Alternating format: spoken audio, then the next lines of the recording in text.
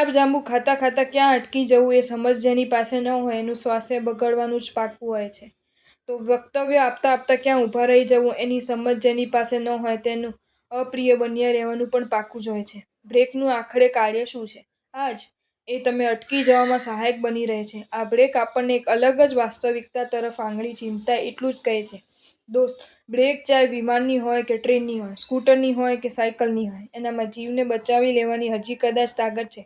પણ તું જે મન લઈને બેઠો છે એ તો એવી સર્વોત્તમ બ્રેક છે કે સાચા સમયે સાચા સ્થાને સાચા સંયોગમાં જો તું એનો ઉપયોગ કરતો રહે તો એનામાં તો તારા આત્માને બચાવી લેવાની તાકાત છે. એનો અમલ કરીશ તો ખરો ને? જો તમને આ વિડીયો ગમ્યો હોય તો આ વિડીયોને લાઈક કરો અને મારી ચેનલ જૈન ફેક્ટ્સ એન્ડ સ્ટોરીઝને સબસ્ક્રાઈબ કરો. ધન્યવાદ.